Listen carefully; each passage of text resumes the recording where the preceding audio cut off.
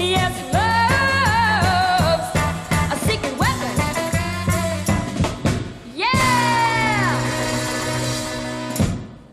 Hi, I'm Donna Loren. And I'm Dr. Adam Gerace. And you are listening to Love's a Secret Weapon podcast.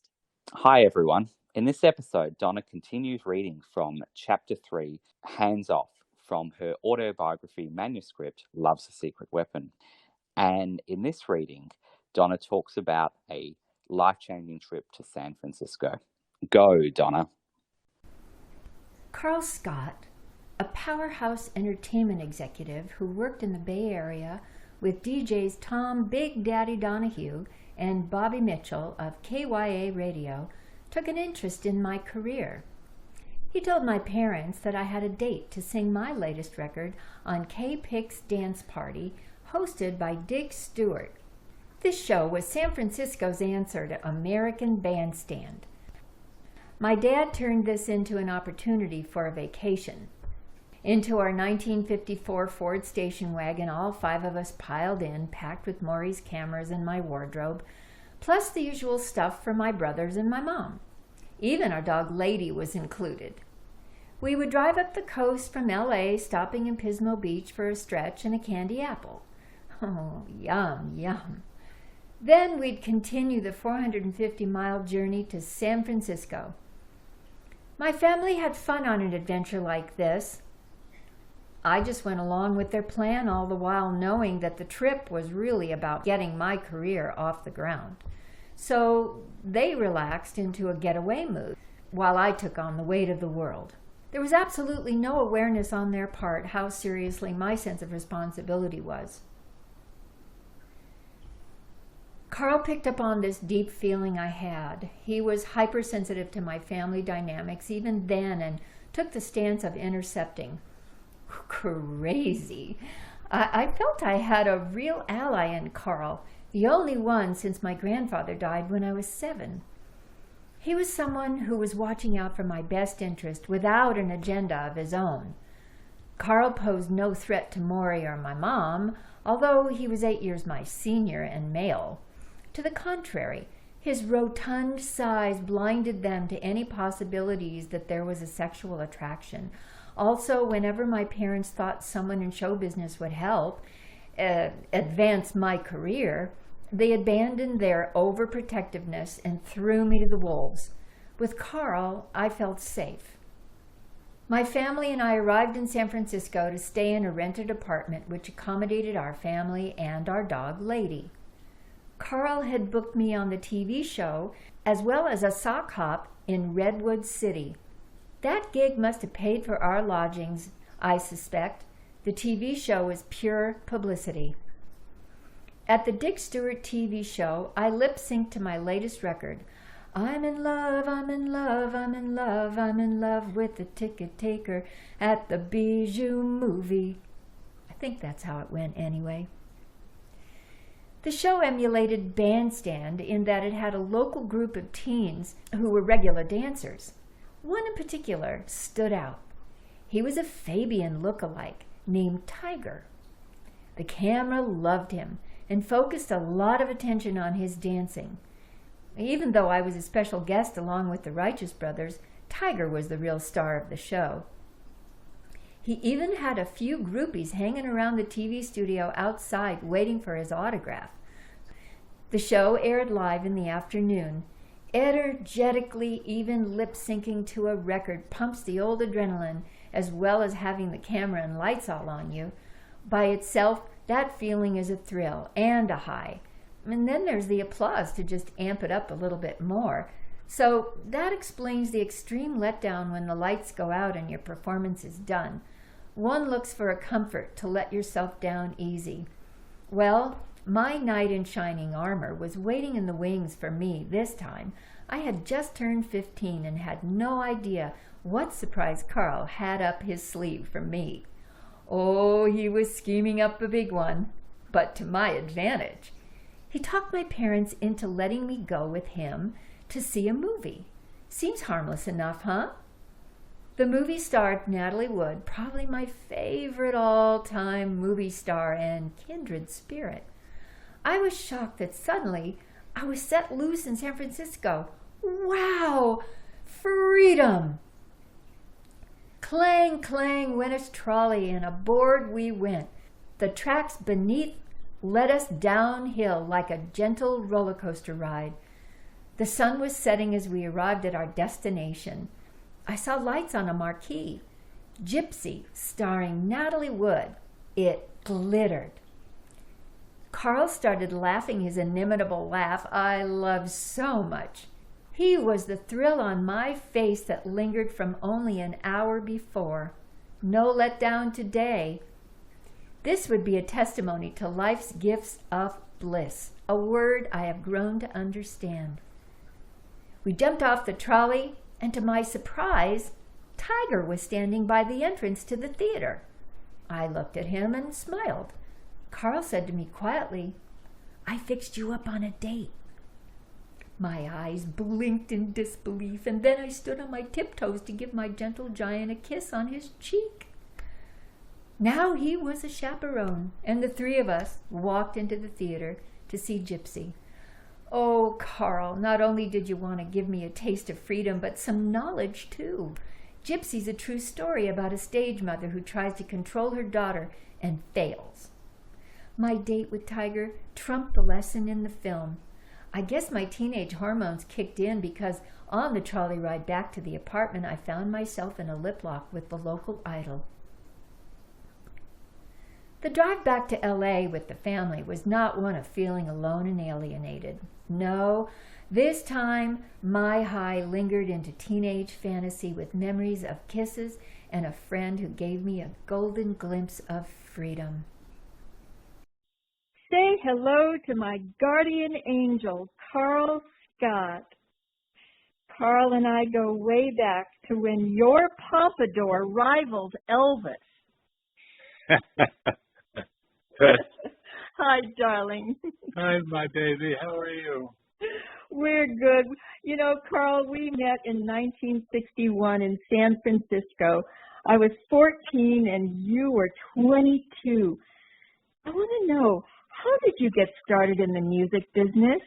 I was offered a job by a very well-known disc jockey in San Francisco, and that's how we met. And that's how we became really business partners later on down the line. That was Tom Donahue? It was Tom Donahue, and there was another partner, Bob Mitchell, but he and I we were fun, but we were very, very careful to make sure that it's the right place to be, so we were. And wasn't Tom's name really Big Daddy? Oh, Big Daddy, he was really, really, really anxious, to be in San Francisco, and he did that. He moved from Pennsylvania to the year, but at the end of the year, it's a very long and involved story with Donahue. It's much larger than I ever thought I'd be involved. Yes, because I remember, he would give me some spins with the recordings I did, and then you would book me on various star-studded shows at the Cow Palace, starring Marvin Gaye and the Beach Boys. And on one of those occasions, I appeared on the Dick Stewart show, Answer to American Bandstand. Yeah. Do you recall fixing me up with one of the dancers named Tiger? Oh, Tiger. Wow. Watch out for Tiger. He looked like Fabian, didn't he? Yeah, he did. I mean, there were some really, really interesting guys that were very, very, very hot for you, Oh, my goodness. Well, my mom and dad were always so controlling, but they trusted you so much that they let me go with you to the movies. And That night, I remember you and I boarded a trolley, and it took us down like a gentle roller coaster until we came to the bottom of this mesa, and there in the marquee were the glittering lights, Gypsy starring Natalie Wood. And we exited the trolley, and lo and behold, there's Tiger waiting at the ticket box. That's for sure. And you had something up your sleeve, didn't you? I can't remember what that might have been. It seemed to me that the kind of relationship that you had with me concerning my parents was always a professional situation, but you convinced them to let me go with you, and for me, that was extremely liberating. Yeah, they really, for many good reasons, really trusted me with you. And of course, I was very thrilled that they thought enough to let me do it. They also knew I was in the business of.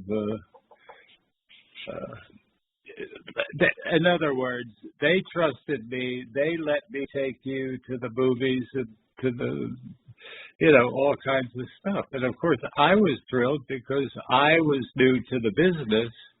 And here is this wonderful, wonderful, beautiful woman. And it was just incredible. It was,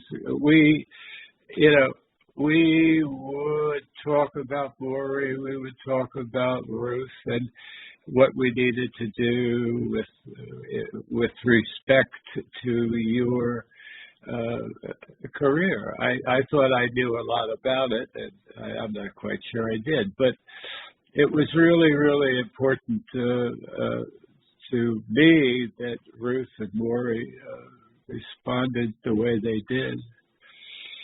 Well, you bring back to mind, darling, a song that I got to sing at the Cow Palace because of you. And I'd love to go to my piano and croon a little bit for you, my love. I want that. Oh, my God. I'll be right back with you after a few tunes. Okay, let me get high first. Let me get you high naturally. If you love me, really, really, really, really love me. Oh,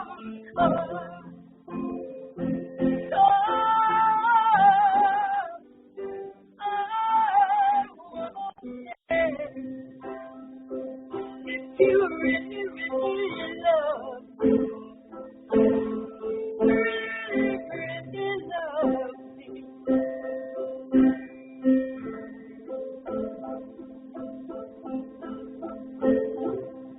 Oh, Carl, dear, I love you so much. Oh, very, very nice. And when we spoke earlier, you told me that it just blew me away. You told me that you just lost a bunch of weight, and I just think that's such a miracle. How did you do it? I just realized that the man, me, that put it on, and with that kind of power, the power to put it on, I just decided that I was going to get over it, and I went on a diet, and I figured it all myself. I didn't use any, I lost, as of yesterday, I lost 210 pounds. That is so incredibly, and I am so proud of you. I'm just completely inspired, and anyone who hears your message of empowerment will be inspired as well, not just for losing weight, but just for the sake of knowing that you have the power to take back whatever you have given yourself, unconsciously or subconsciously.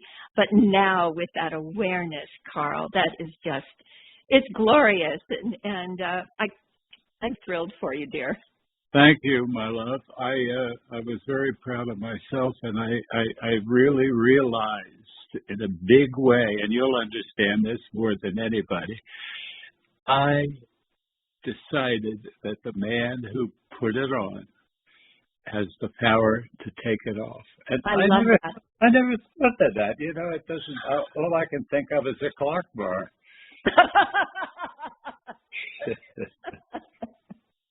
Okay, well, you're leading me to the question of my podcast.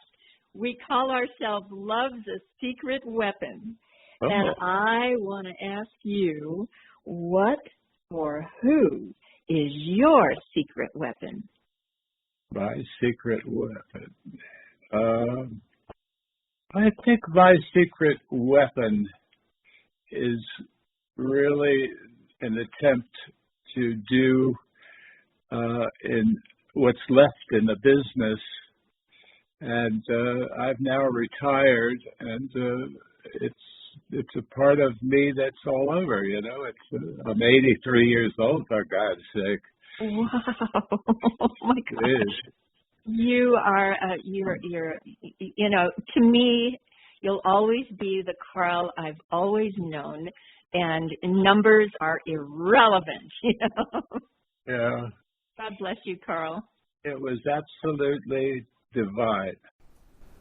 Soon after my rendezvous with Carl and Tiger, he arranged for me to be a part of a troupe of LA celebs who traveled to San Francisco to help to save the landmark Fox Theater from closure.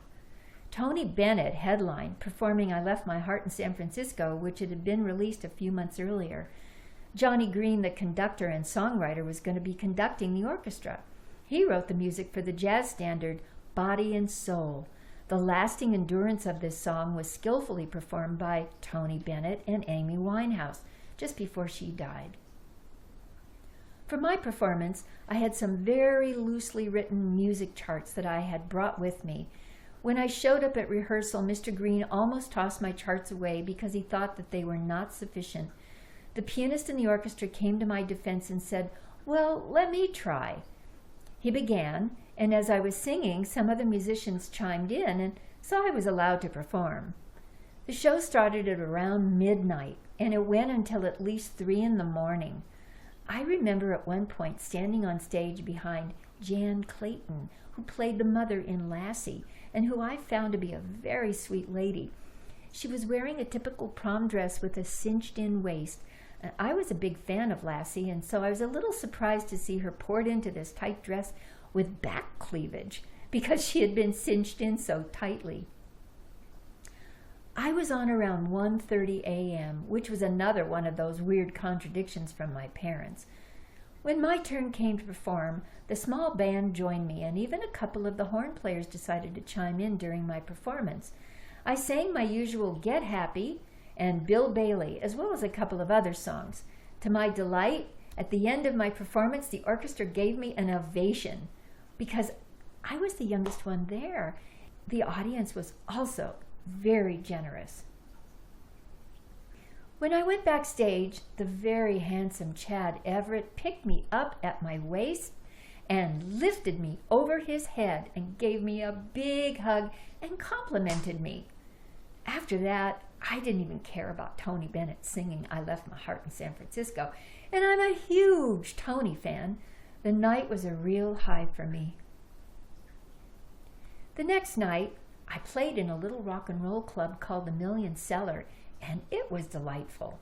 Again, I was booked to sing by Carl. A bunch of the cast to Save the Fox Theater showed up. Bobby Freeman, one of the artists Carl managed, was there. James Drury, Andrew Prine, and Gary Clark from the television series The Virginian were sitting at a table close to the stage. At one point, Gary Clark got up and danced with me on the stage. A small, intimate group of maybe 150 people made me feel like I could connect easily. And I was only 15, but I felt 25. My mother went on that trip with me. Gary decided to take some time and drive us up to Sausalito, just north of San Francisco in Marin County.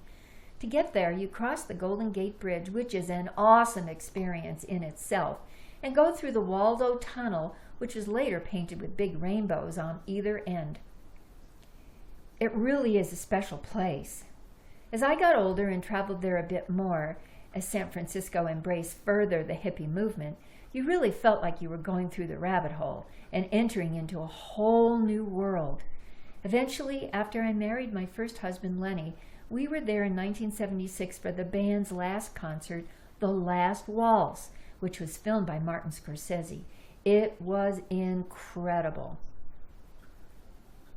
Sausalito is where a lot of houseboats are docked. In fact, in the film Foul Play, that's where Chevy Chase's character lives, on his houseboat in that film.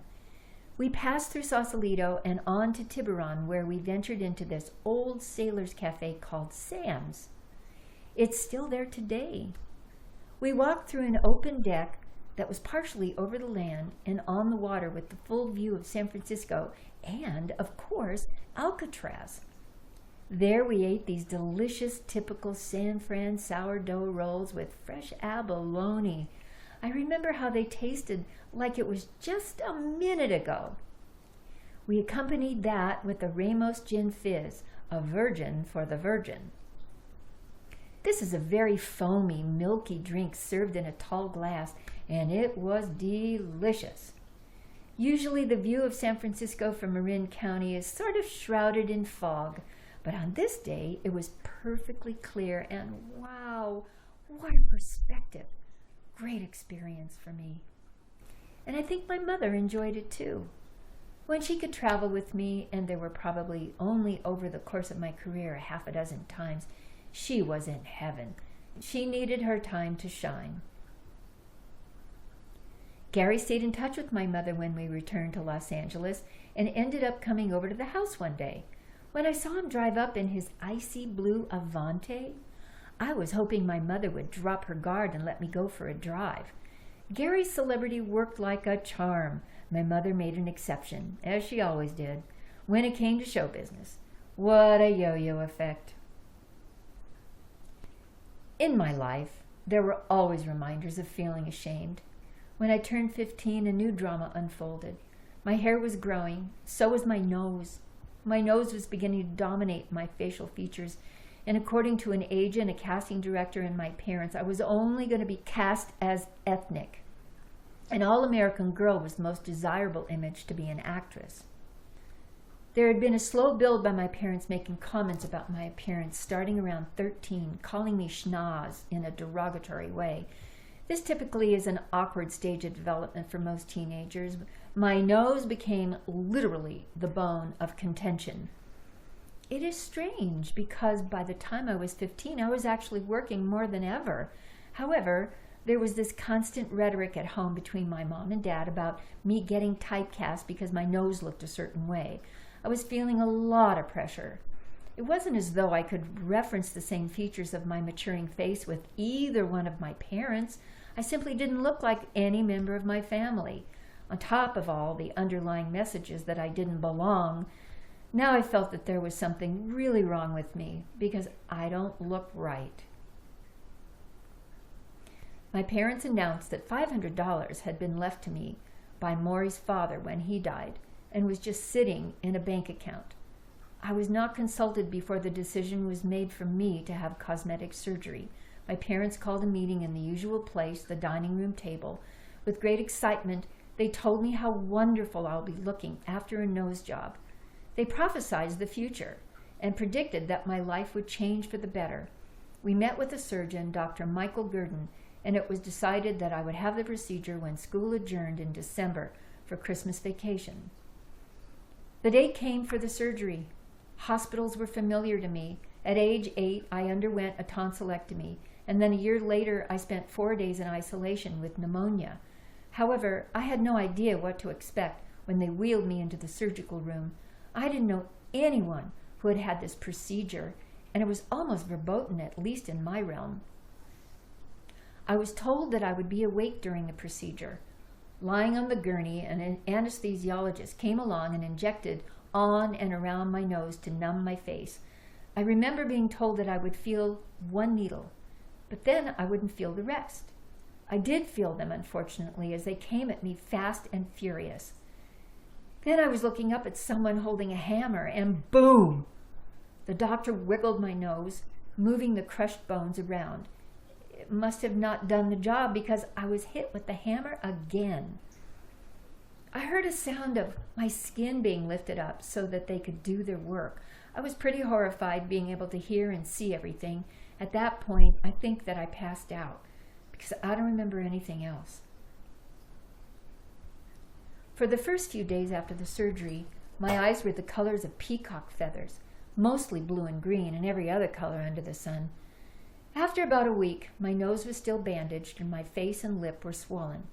To make myself feel pretty while I was recovering, I wore a light, little pink pastel furry hat.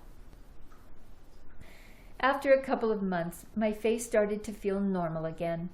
The ironic thing was that with a different profile, my nose looked much more like my mom's. Now that I've seen a picture of my biological father, I know where I inherited that Roman nose. The belief that the nose job was going to cure everything ironically became true. 6 months later, I was auditioning for Dr. Pepper. Fortunately, probably it was meant to be. I did gain a lot more confidence, but at the same time, for most of my young life, I lived with a sense of lack. Feelings of inadequacy were nurtured by my parents telling me that I wasn't good enough by always wanting me to put makeup on before I left the house and to be photo ready. Essentially, my natural appearance was never good enough for them. I buried these feelings then, but they surfaced later on in the form of self-deprecation and depression. When we shot my first Dr. Pepper calendar in New York City, I was taken straight from the shoot to see Funny Girl on Broadway. I remember sitting there watching Barbra Streisand. The message that I had gotten was that I wasn't going to be anything until I had nose surgery, but she sure didn't let it stop her. I remember sitting there being conflicted over the whole concept, while obviously admiring and enjoying her performance. She didn't fit the description of the all-American girl. That was really great to hear from Carl Scott, Donna. I'm really glad that you were able to talk to him for this episode where you spoke about the first time that you met him in San Francisco. Absolutely precious. Oh, what a treasure for, the history of the recording business. For sure. And the entertainment business, the concerts that he was involved in and the radio stations that he was involved in. And coming from San Francisco and actually managing Bobby Freeman and, being in the heart of, I left my heart in San Francisco. Yeah. He was born and raised there. He lived with his family. And when I met him, I was, again, 14. And the golden age. And yeah, that turning point of, you're just at that threshold of wanting a little freedom, but you're not sure of it. Yeah. And he was so open and kind. He even gave me a book of I Ching, which I was a little too immature to understand. But he was opening my mind to a whole other side of life that actually vibrationally resonated with me, even though I didn't understand all the, At the the time. ins and outs. Yeah. Yes. And isn't it funny how, I was just going to say, sometimes, just from you saying that, sometimes, someone knows what you need before you know what you need. Yeah. I think he came in as an empathetic soul and was born into a family which, may have been a bit restricting for him. Therefore, when I met him, he was like 24 years old and a very large man, quite tall and probably over 300 pounds. And he told me, he said that, he started gaining weight he was 14. Right. And so whatever was going on with him in kind of a repressed environment, you know, in my humble opinion, would be a cause to want to protect yourself, Yeah. and Yeah. therefore maybe add some layers of protection. Mm. I know I personally experienced that after my divorce. In the 80s, I definitely put on some extra poundage, Yeah. and unconsciously, but all the while kind of knowing that it made me feel safer. It's interesting, And isn't it?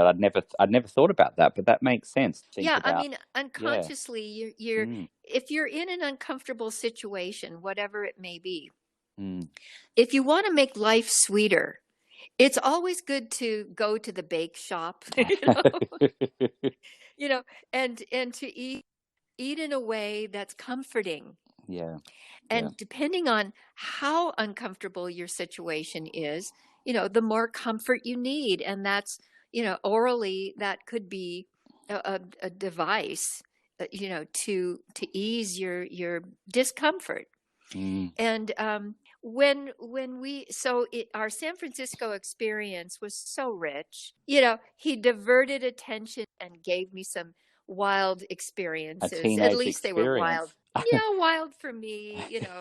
A blind date, and that was so kind of him. And with San Francisco's answer to Fabian, no less. I mean, Tiger, from the Dick Stewart show, pretty good. Oh, I must insert that Tiger found me not that long ago. Mm. Mm. He found me on Facebook Yep. and gave me his number, and Mm. I called him. Mm. And this is the scoop. Oh, good. Yes, please.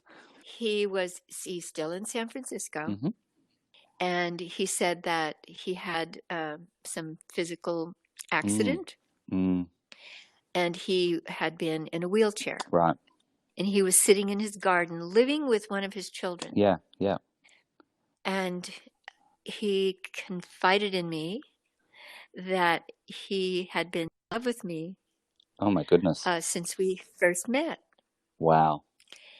And I was so happy that I decided to take him up on his overture to allow him to express himself. Yeah. And I just kind of sat back and listened to him, pour his heart out to me in a very gentle, loving way, with birds tweeting in the background in the garden where he was seated. And we spent a good deal of time on the phone that day. And it was kind of a resolution of 50 years of holding something in and not being able to share it. Wow, how special. So I think intuitively, we both probably had that little secret. And, I hadn't really thought of Tiger, well, I thought of him as the memory. Yeah. But when he confessed that feeling for me, I thought how sweet, how kind. Yeah. And, it's like, I guess some people have that first love experience, and it stays with them. So, and just just that whole San Francisco of that time you describe, and when I was in San Francisco, I just found it to be magical, and just talking about going over the Golden Gate Bridge and going into Sausalito and all those sorts of experiences, going for a gin fizz, and of course, as you said, a virgin gin fizz, a virgin for a virgin. For me. I remember years ago when I was in Los Angeles and we went to the Beverly Hills Hotel, we saw the gin fizz, because I think we were probably writing about this at the time, and we saw their gin fizz on the menu, and we thought, well, we have to have one of those. And this time it was not a virgin, I am sure. No. We were old enough to indulge. Yes, exactly. without the view, I tell you, it's no Alcatraz in front of us. It's impressive, isn't it? The whole sort of Sausalito and the boats it's an amazing sort of area, and to have that experience, that sort of young experience that Carl gave you, you know, with going out with him to go see Gypsy, which was a very inspired choice of movie, I think, again in his subtle sort of way of what that movie kind of meant, but then to give Indeed. to give you that experience with Tiger and with Chad Everett and the cast of The Virginian. I mean, some people are just greedy, you know, Donna. Like, come on, let's not overindulge here. I think it was the balance, you know, from my personal life, you know, given some highlights to, you know, have my fantasies take me to another place while I was kind of cloistered, you know, at home. And so, yes, you know, the angels were definitely hovering and in San Francisco for sure. And then, of course, you know, you talk about that car that Gary Clark had, the Avanti, which is just this absolutely beautiful. I don't think they made that many Avanti cars. I saw one in the Los Angeles Museum years ago, so that's the kind of you know, a prestige that's held in. But I don't think they made that car very much. But that must have been quite a. I know in our last episode we were talking about you going for a ride with Jerry Naylor in his car, but that must have been a pretty cool car to go in, the Avanti. It was, Adam. And now, well, first I have to say that Studebaker designed that car. And there is a man that I know, Bob Merlis, who is a real advocate of Studebaker. He has just about and he has an Avante, and his friend Gary has an Avante. In Palm Springs, there is a club of Avante owners that cherish their mid-century motor vehicles. But yes, that was another little taste of liberty. And it's interesting when you were speaking to Carl all these years later, and of course you know, after you met him in San Francisco, you saw him over the years because he organised you to be at different events. He was eventually at Warner Brothers in artist relations with your husband of the time, Lenny. But he said something really interesting when I heard this really stuck with me, that he was talking about how recently he's lost a lot of weight, that he's had this kind of battle with weight for a long time, and as you said, I think it kind of informed some empathy for other people who have perhaps struggled with something. But he's lost this weight, and when you asked him how he did it, he said, "I decided that the man who put it on has the power to take it off." Profound, isn't that? Yeah, amazing, really. Everyone who has anything that they need to overcome should adopt that slogan. I love it. Shall we repeat it? Yes. Please repeat it. Yes, and I can't do it in his vocal stylings, but I will. I'd like to. But he said, "I decided that the man who put it on has the power to take it off." How beautiful. And he did it without any guidance. He did it on his own. Good for him. That's fantastic. And I hope he's, doing it's well like with the it. light switch went on. And that can take time, you know, as we've spoken about in a lot of these episodes, that, you know, whatever it is that maybe we're struggling with or dealing with, it can take time to find a way through it, and to also, you know, find the power or the ability within oneself to do so. And, you know, this is a time, you know, that we are in, that Mars is in position, and Mars has a lot to do with karma.